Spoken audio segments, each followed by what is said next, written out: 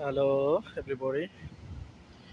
এখন আমরা উপরে মাউন্টেনের উপরে ছিলাম, এখন আস্তে আস্তে সেই দিকে নামতেছি। হঠাৎ করে এখানে একটা গাছ চোখে পড়লো। 3-4টা দেখা যায়, এই যে গাছটা দেখেন, এই যে গাছ, আরও একটা এখান দিয়ে আছে, এই যে এটা। এগুলা আমরা দেশে আমরা বলি ওই গুড়ি বেগুন আছে না, গুয়া গুয়া, মানুষের টালি ভত্তা করে।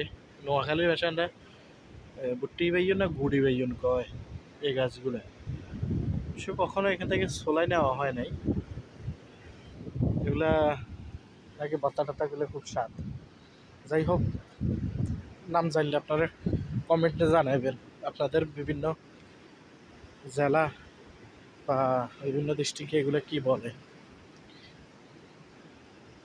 এই যে দেখেন এখানে কি কি পাখি পাওয়া দেখা যায়। সি এগুলা ধরা নিষিদ্ধ, 8-10 বছরের জেল।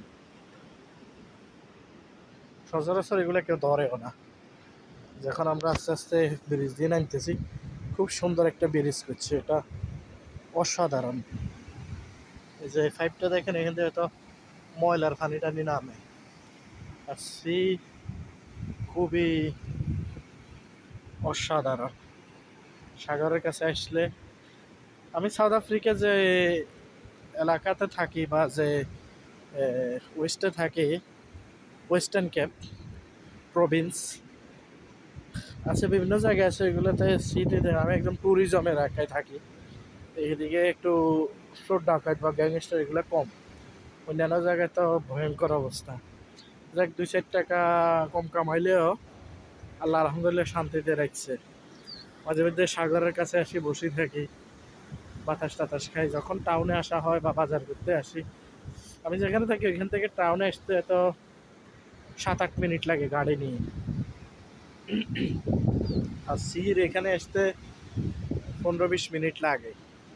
এখানে একটা না, কয়েকটা জায়গায় পয়েন্ট আছে আমার বাংলাদেশে, যেমন ফতেঙ্গা বিচ, এরপরে আর আশেপাশে নাই।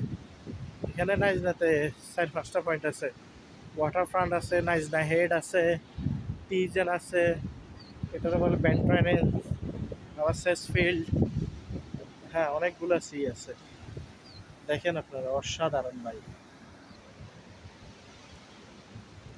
সবসময় ভিডিওতে লাইক কমেন্ট করবেন, নতুন নতুন ভিডিও দেখাবো ইনশাল্লাহ। সাবস্ক্রাইব করবেন আমার ইউটিউব চ্যানেল আরমান ভাই। ওকে, আল্লাহ হাফেজ, ভালো থাকবেন সবাই।